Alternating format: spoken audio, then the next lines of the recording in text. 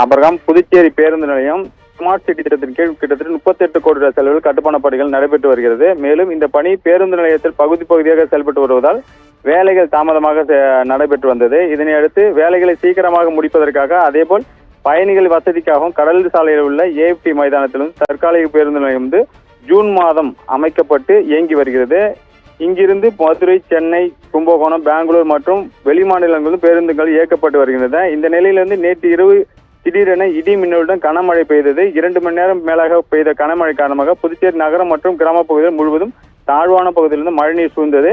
போக்குவரத்து மற்றும் பொதுமக்களுக்காக இடையூறு காணப்பட்டது. இதே போல தற்காலிக பேருந்து நிலையத்தில் மழையின் காரணமாக சேரும் சகதியமாக காணப்பட்டது. இதனால் பேருந்து நிலையத்துக்கு வரும் பயணிகள் கடும் சிரமத்துக்கு உள்ளானார்கள். இதனை அடுத்து பொதுப்பணித்துறை மற்றும் நகராட்சி மற்றும் போக்குவரத்து துறை அதிகாரிகள் ஜேசிபி இயந்திரங்கள் கொண்டு சேறு சகதிகள் அகற்றும் பணியில் தற்போது ஈடுபட்டு வருங்க. பேருந்து நிலையத்தில் தார் சாலை அமைக்கப்பட்டு மக்கள் சிரமத்தை போக்க நடவடிக்கை எடுக்க வேண்டும் பொதுமக்கள் கோரிக்கை விடுத்திருக்காங்க. இது மட்டும் இல்ல, ஸ்மார்ட் சிட்டி கீழிருந்து செயல்பட்டு வரும் பேருந்து நிலையம் பணிகள் 3 மாதத்தில் முடிக்கப்படும் என்று அறிவிக்கப்பட்டாலும் மேலும் சில மாதங்கள் காலதாமதம் ஆகும் என்று எதிர்பார்க்கப்படுகிறது.